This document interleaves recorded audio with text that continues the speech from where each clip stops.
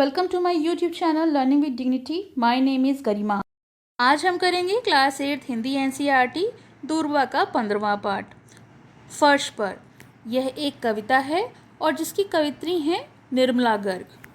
तो चलिए कविता पढ़ते हैं, फिर मैं उसका अर्थ बता दूंगी। चिड़िया आती है, डाल जाती है तिनके फर्श पर। हवा आती है, बिखेर जाती धूल फर्श पर। सूरज आता है, सजा जाता चिंदियाँ फर्श पर। मुन्ना आता है, उलट देता कटोरी फर्श पर। मम्मी आती हैं, बीनती दाल चावल फर्श पर। पापा आते हैं, उतार देते जूते फर्श पर। मेहरी आती है, समेट लेती है सब कुछ अपने बिवाई पड़े हाथों में, और इस तरह से लिखती है हर रोज़ एक कविता फर्श पर।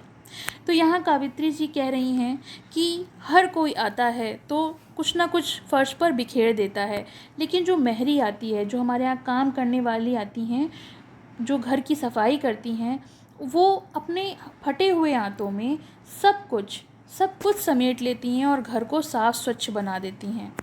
तो चलिए शुरू से इसका अर्थ देख लेते हैं। चिड़िया आती है, डाल जाती है तिनके। तो जो चिड़िया है अपना घोंसला बनाने के लिए कहीं दूर से बहुत सारे तिनके अपने चोंच में दबा कर लाती है। कुछ तो वो अपने घोंसले को बनाती है और कुछ उसकी चोंच से गिर जाते हैं और फर्श पर फैल जाते हैं।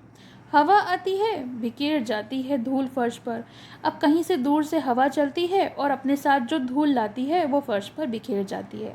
इसी प्रकार से सूरज आता है, सजा जाता चिंदियाँ फर्श पर, यानी जो सूरज की रोशनी होती है उसकी जो आँच होती है वो फर्श पर वो छोड़ता है और उस जगह को वो गर्म कर देता है।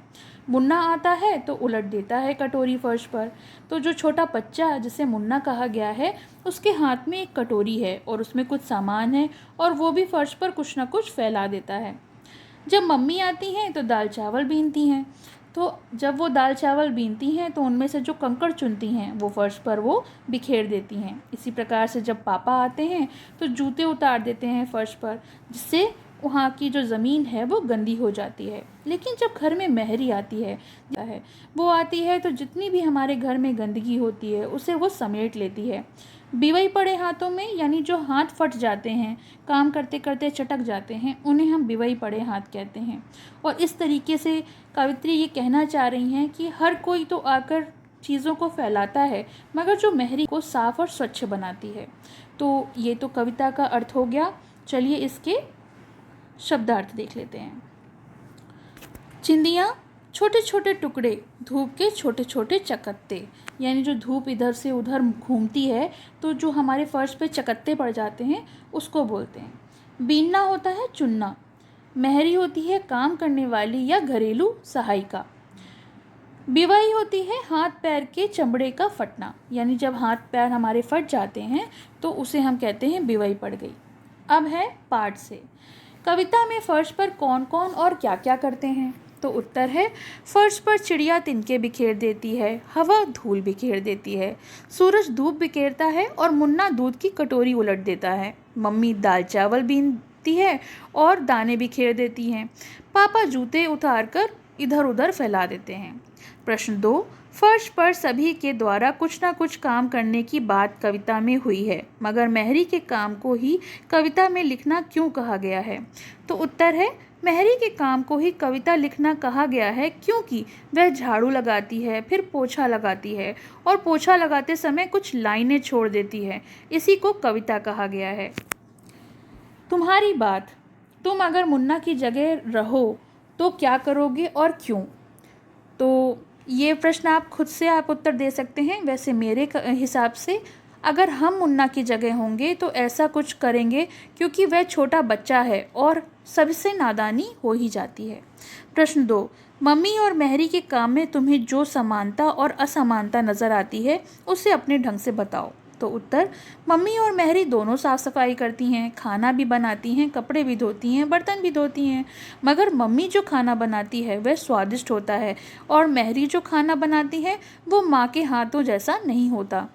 माँ हमें तैयार करती है, मेहरी नहीं करती है। माँ हमें पढ़ाती है, बाज़ार से सामान लाती है, परंतु मेहरी केवल झाड़ू पोछा, बर्तन साफ़ करती है और अपने पैसे लेती है। मम्मी लेकिन कभी कुछ भी नहीं मांगती, जितना भी काम करती हैं उसके बदले उन्हें कोई पैसे नहीं दिए जाते हैं। गा, तुम कविता में सभी को कुछ ना कुछ करते हुए पाते हो, उससे तुम्हें किसका काम सबसे ज़्यादा पसंद आया और क्यों? तो उत्तर है, हमें सूरज का काम सबसे ज़्यादा अच्छा लगा क्योंकि उसने गंदगी नहीं फैलाई, उसने हमें रोशनी दी। प्रश्न 4, तुम अपने घर को साफ रखने के लिए क्या क्या करते हो? उन कामों की सूची बनाओ और उसमें सामान ये भी लिखो कि तुम वह काम कब कब करते हो। तो ये तो आप खुद से करिए। तुम्हारी कल्पना। कविता में से चुनकर कुछ शब्द नीचे दिए गए हैं। चिड़िया, डाल, तिनके, सूरज, हवा, हाथ, मुन्ना, कविता। इनका प्रयोग करते हुए कोई कहानी या कविता लिखो। तो ये भी आपको खुद से करना है। फर्श पर कविता, ये भी आपको खुद से करना है। तो ये कविता हो गई, इसके प्रश्न उत्तर हो गए। आपको कैसे लगे कमेंट सेक्शन में मेंशन करिए और पसंद आए तो लाइक का बटन ज़रूर दबाइए। Thank you. पसंद आया हो तो लाइक करें, शेयर करें और चैनल को सब्सक्राइब करें।